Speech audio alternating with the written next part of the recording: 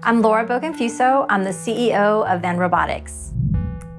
I spent about 12 years studying child-robot interaction, first as a researcher, as a Ph.D. student, and then as a postdoc and a research scientist, really working with experts in the field like educators and clinicians to help really learn what the experts were doing that were so effective with students that needed additional one-on-one help.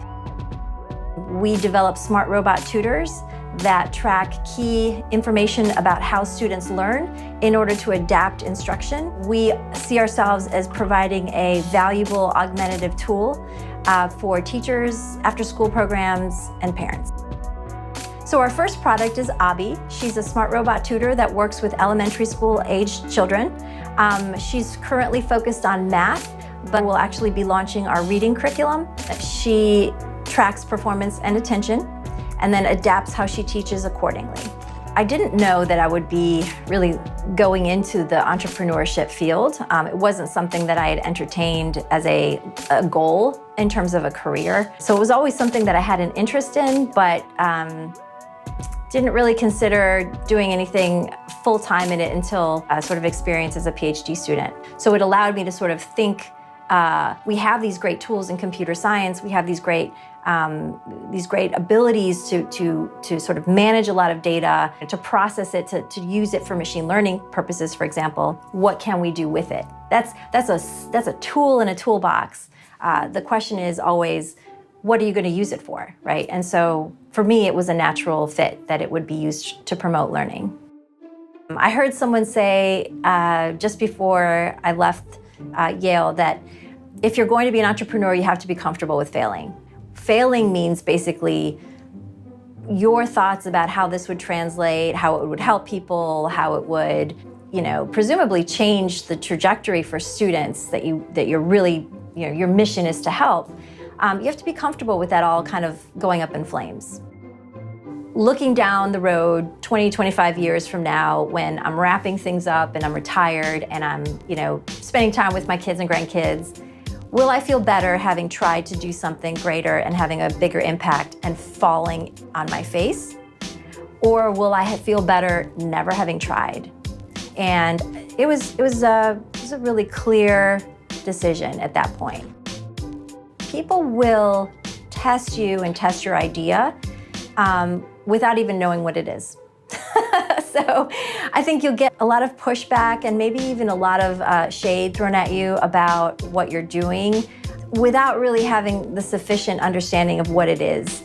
And so you have to really know who you are. You have to be able to communicate your ideas well. So you have to be able to be on the forefront of articulating what it is that you're doing, what your product is, and who you're trying to reach. I think that's just a continuing thing. And I think probably my experience as a minority female in the computer science department probably prepared me a little bit for that as well, to be able to address some of the naysayers, some of the haters that might not want to see us succeed.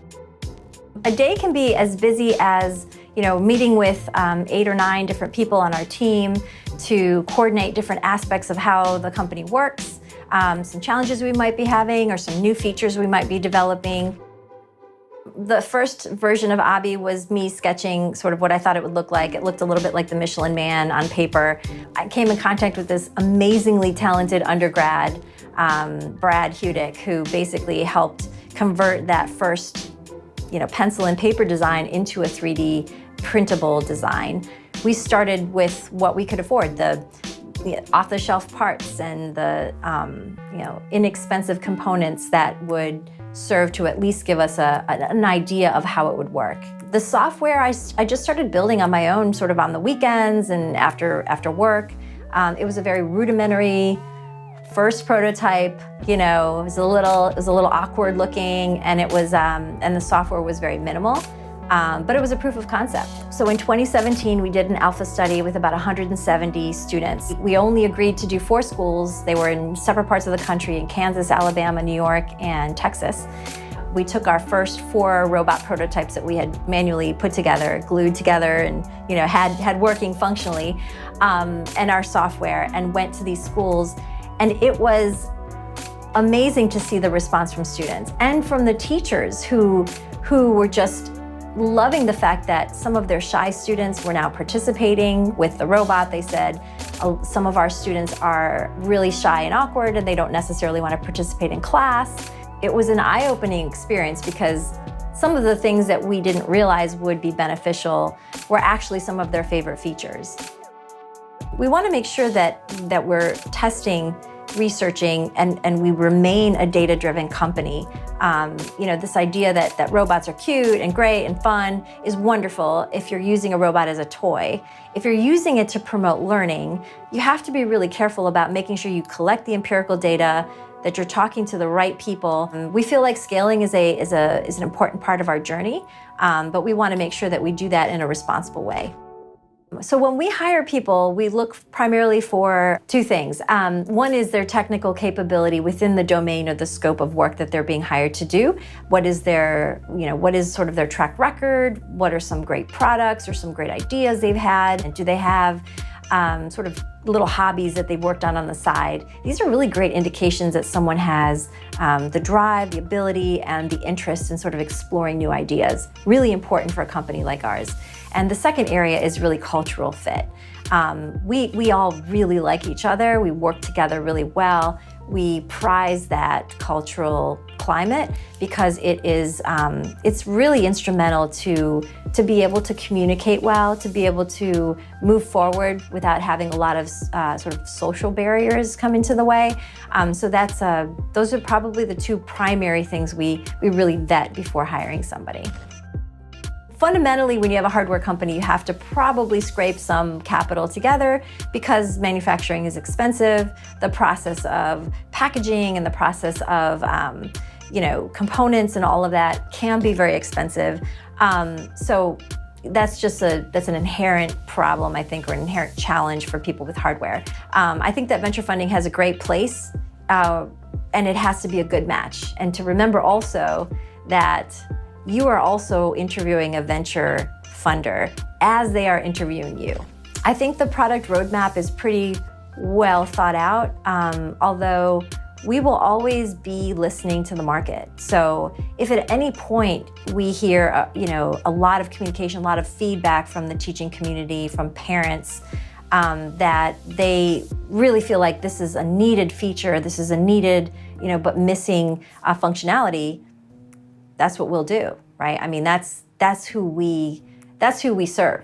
Your innovation, the solution that you come up with initially for the problem is just the beginning, right? It's just one breadcrumb along many. I think that innovation has to evolve over time, and keeping an innovative culture means, listening to ideas from team members, coming from a place of understanding what our mission is as a core sort of concept, and then allowing people to sort of test that and to sort of contribute to that in different ways is vital, I think, to keeping innovation inside of a company. I think some of the trepidation that we probably all feel is, how is this going to be 6 months down the road, right? How will we be pivoting in 6 months? Or will we be, completely sort of entrenched in knowing and confirming that this was the correct way to sort of manage the data and that type of thing. But in terms of the work, I mean, I think everyone is so excited to actually now be able to launch this in a bigger way to the community.